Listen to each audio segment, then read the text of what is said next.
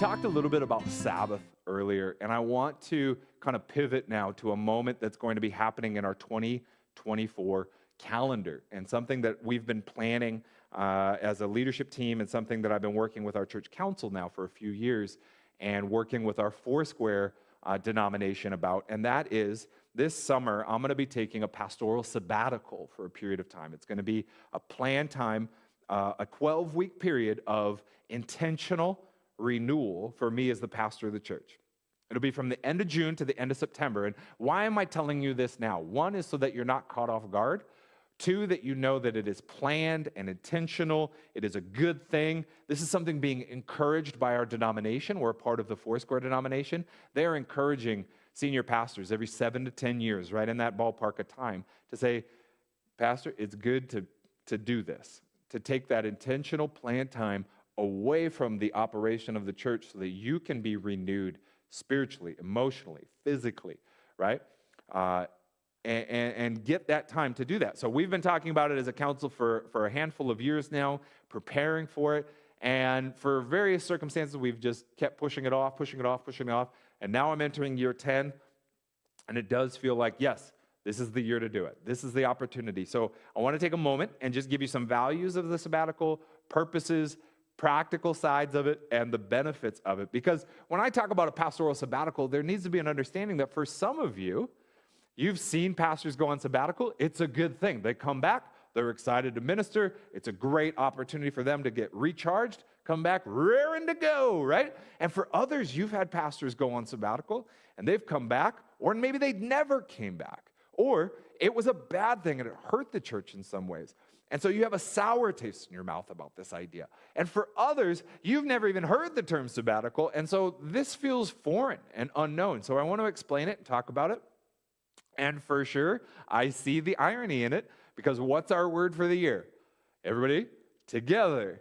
And now I'm going to talk about a 12-week sabbatical where Sean is not physically in the room.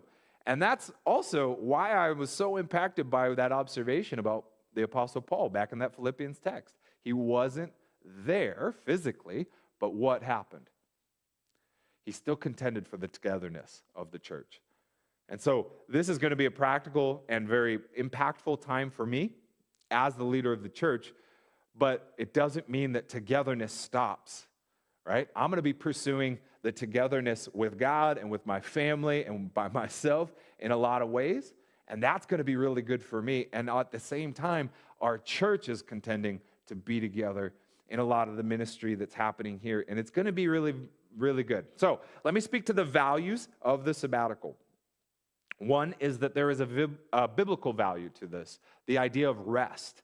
And we see it in the Old Testament. There's scriptures in there about even very practical things like giving a farming field a sabbatical year, taking a year that on the 7th year you wouldn't use that field so that it could take a break and then come back the following year, and it would actually be more fruitful and more productive of a field because you gave it a year off. You didn't just keep grinding that farm land year after year after year after year. It's like, give it a break, let it rest, come back to it, and it'll be better, right?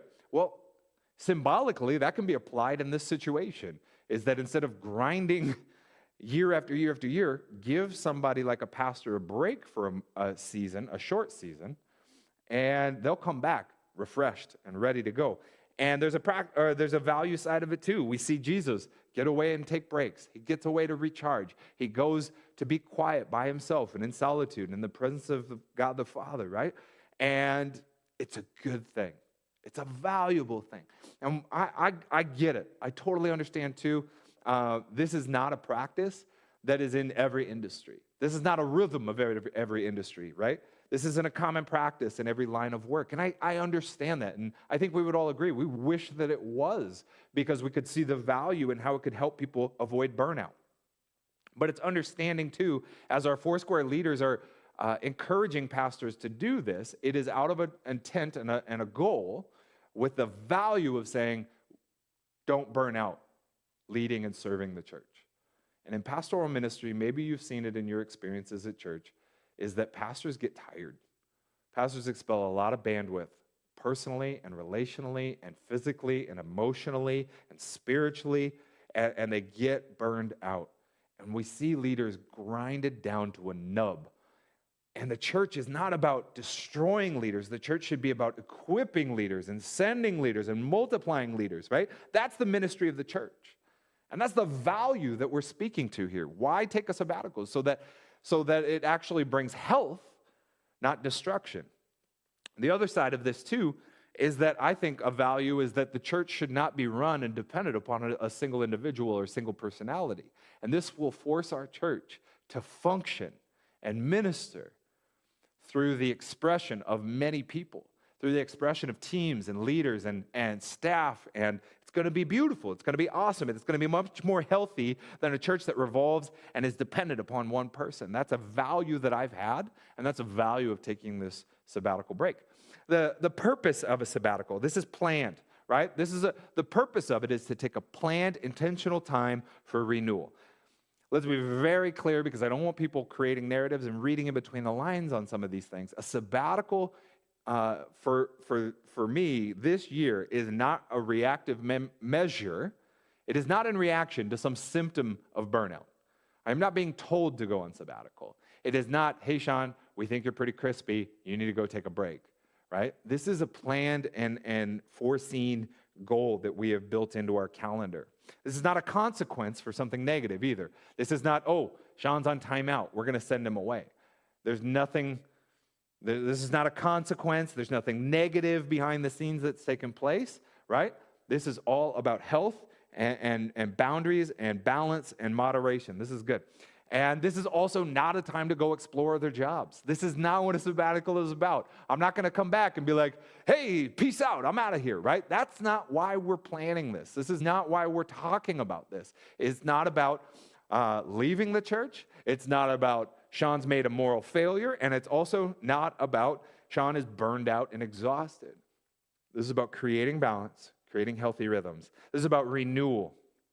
This is about focus of mental and spiritual and physical and relational renewal in all the areas of my life. So, and the practical side of that, let's get into some of the practical. I won't get too deep into it, but some of the practical, just to be very upfront about it, is a complete disconnect of the operation and logistics of the church, right? It is complete separation from those sorts of things, which could mean everything from purchasing and running ministries and preaching things and planning things to emails and texts and calls. If you call me or text me during sabbatical, I love you, but I'm not going to return that call, right? And the reason for that, and maybe you can relate to this if you've ever been on vacation. You ever been on vacation and gotten a text or read your work email? And it just takes you right out of the moment, right? You're sitting on a beach and just relaxing and enjoying the sunshine, and then all of a sudden you look at your phone and you get that text or email, and you're out of the beach zone. Where are you at? You're in work stress mode, right? Well, I know myself enough, and I have enough self-awareness to know that I'm going to have to create some boundaries on a practical side. And the reason is not that I don't love you and not that I don't care, but it is simply because I will come right out of that Sabbath mode. I'll come right out of that renewal mode and get into problem-solving mode. I'll fix-it mode, ministry mode, and in that way. And it's also, on the practical side, like we live in a small town. I'm going to see at Target. It's not like, oh, no, don't talk to Sean. There he is. It's just, hey, it's going to just be a little different, right? I'm not going to ask you about church and things like that. I care about you. I'll say hi to you. I'll see you in the store. It's not going to be weird, but it's just, there's a practical side of this. You're not going to see me in attendance on a Sunday morning for that 12-week period. And so that's a part of the practical side of it, and I'm focusing on being together with Jesus and together with my family.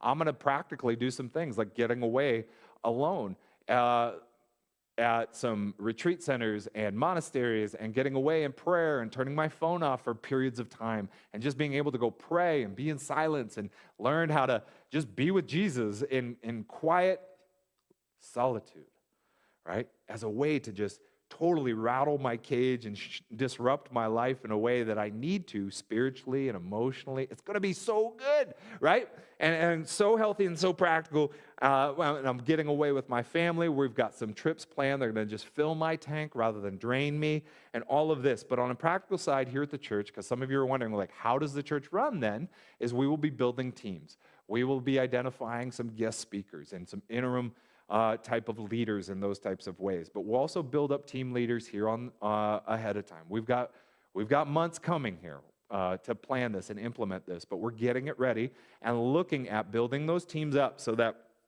the ministry doesn't stop, right? The staff and the volunteers will help facilitate the ministry, and I think the beauty of this is that we will be empowering leaders to operate in their gifts and their talents, and the ministry won't stop. The ministry doesn't take a break, right? God's not taking a break from Hub City Church. In fact, it's just going to look a little different, but it's still going to be really good. And that's exciting to me. I wouldn't be afraid if I was you. I wouldn't be discouraged if I was you. I'd be excited. I've talked to some pastors, and they've gone on sabbatical, and they've come back, and they said, man, more good stuff happened, right? New things happened. New cultures were set, and it was all positive moving, and there was fruit that was born from it. And it is a good thing, and that's an exciting thing, and that's something that we should want to see. There is a practical side of this, and there is a benefit to this sabbatical, not just for me personally and the renewal. And this is a benefit for me as a leader. I believe I will come back from this better prepared to lead the church into the next season of ministry. Ready, inspired, recharged, renewed, and just ready for the next chapter that God has for our church. I'm excited for that. That's what you can be praying for, right? And in that as well, the benefit doesn't just end with me. Where else do I see a benefit? We are going to equip more growing leaders who will be on mission together. Who doesn't think that's a good thing, right? That is a great thing. We should want that. More growing leaders on mission together. More people stepping up into the ministry, more people released in their talents, more people empowered by the Spirit of God to go do the ministry of His church. Amen. I'm all fired up. And even as I'm talking about this, I'm excited because to me, that is one of my biggest values. I want to empower you and equip you and set you up in that way. And I believe my time away is going to actually help those things happen. We'll talk more about this in the season to come and in the weeks and months to come. Again, I said this earlier. It's the end of June to the end of September. And so we'll see this coming. We'll talk through a lot of these details, and I'm happy to talk more. If you hear about this and you've got more questions, let's talk more.